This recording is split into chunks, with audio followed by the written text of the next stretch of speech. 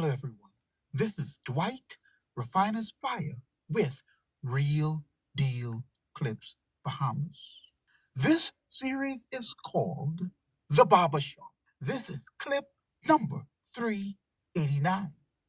Please stay tuned as this clip is already in progress.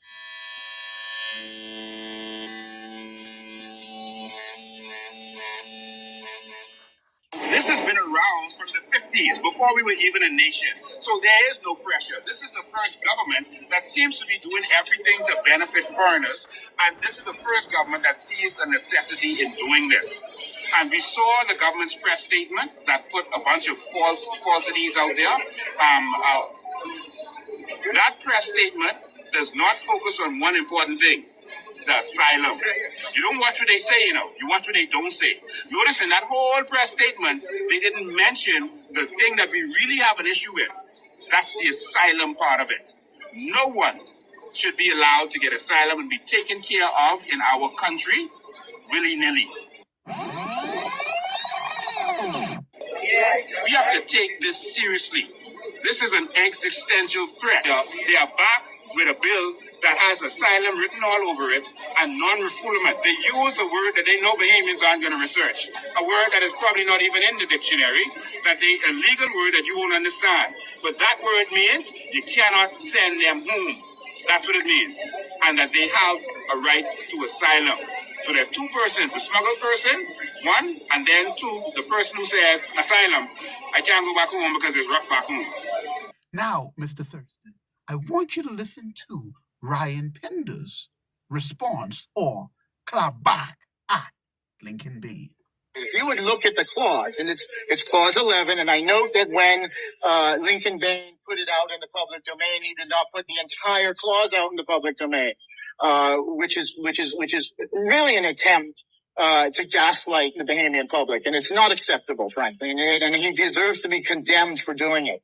If you look at the provision itself, the provision says that all other laws and criminal activity of the country remain without prejudice, which means that an illegal migrant in the country is still to be prosecuted under the Immigration Act, if he has fraudulent documents under the Penal Code, illegal entry, illegal stay. All of those remain on the table for the government of the Bahamas to prosecute illegal migrants in the country, with this bill or without this bill. This bill does not change that. What this bill does, it strengthens the ability to prevent illegal migration into and out of the Bahamas of illegal migrants, of undocumented migrants, of unapproved migrants. So it's actually a bill to strengthen our provision. And I think that the attempts of the COI to gaslight the Bahamian public with falsities and with misleading statements really is to be condemned. And he really should retract any activity that he's undertaken. Thank you. Mr. Thurston. Yes, good night. Hey, so now you've heard specifically what Lincoln Bain said, and you've also heard what Ryan Pender has said on the record. Can you please give some clarity to the situation that my listening audience, the average Bahamian, can understand the whole scenario and walk away with clear understanding as to really what is going on? Okay, let's start out with the heading of the bill. Start the clock. Smuggling of Migrants Bill 2025. Mm-hmm. So the bill is designed to mitigate against smuggling. So the laws that they're putting in place is primarily for smuggling of immigrants. Now, you can't smuggle a migrant from one place in Nassau to the next, right? Can you smuggle a migrant from Fox Hill to Cable Beach? The word smuggling does not apply because there are local laws that will cover that in terms of illegal landing and some other laws, immigration laws they have on the book. The movement of immigrants from one part of the Bahamas to the next to evade legal consequences. We already have laws on the books to guard against that, those immigration laws. So obviously, this smuggling does not apply to anything that happens internally in the Bahamas. To anything that happens internally in the Bahamas. Can we agree on that? Okay. So let's play it forward. Smuggling would mean of immigrants would mean a transaction where it involves multiple countries, more than one country, as it is applicable in this bill. So we're talking about smuggling of migrants from one country to the next. Imagine if you were on a boat, and let's say you're smuggling Haitians from Haiti to Inagua. You can do that a number of ways. You could go through international waters, and you could come along the Caribbean seaside. And then there is jurisdiction that is called the Bahamas that extend out to sea. I think the Bahamas total area is 100,000 square miles. And 95% of that is ocean. 95% of that is ocean. So 95% of the Bahamas, of what we're calling the Bahamas, is ocean. 95% of it. About 5 to 7% is actual land. So primarily we're talking about incidents that will happen out at sea. Out at sea. In reference to this bill. So imagine the amount of things that can happen if you're moving migrants from Haiti into the Bahamas on a boat. You could do it by plane too, but I think this law primarily focuses on the ocean territories of the Bahamas, not the land territories, and not the air territories. The airspace is already guarded, and there are already penalties in place for that. So I think this bill is in reference to movement in what you call marine territories, our oceans. So imagine the amount of scenarios that can develop if you moving immigrants, if you're smuggling immigrants from Haiti to the Bahamas. You can come along the Caribbean Sea and enter Bahamian waters, and you can go along the Atlantic Ocean and enter Bahamian waters. A lot of the fishermen, if you talk to them, they'll tell you these things. Right. So along the Caribbean seaside, you hug in Cuba. So when you come up that passage and you come in undetected, you can easily get to some of the islands. When you come along the Atlantic Ocean, which is international waters, and the demarcations, you need to understand the demarcations they have in the ocean. So there's a boundary line that is the Bahamas territory in the Caribbean Sea and Cuba's territory. And that's a slim passageway that you call international waters.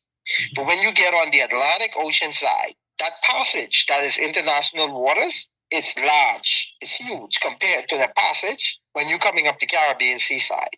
That's a very narrow passage. The passage in the Atlantic Ocean is wide.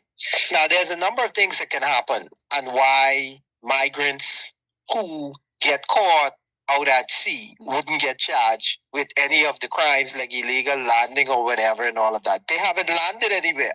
With any of the crimes like illegal landing or whatever and all of that. They haven't landed anywhere. They haven't landed on any particular country's soil. The presumption is that they are attempting to engage in illegal landing. But you can't charge somebody based on a presumption. That's why these charges only apply to the people doing the smuggling and not the people being smuggled. Because the people being smuggled haven't committed a crime yet.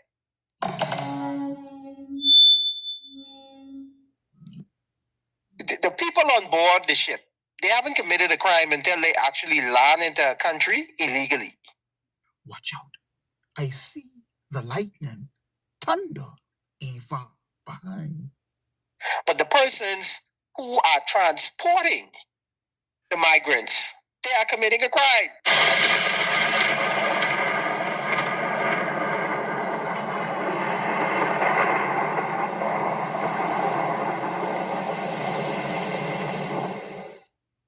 The migrants will not commit a crime until they actually illegally land into a country.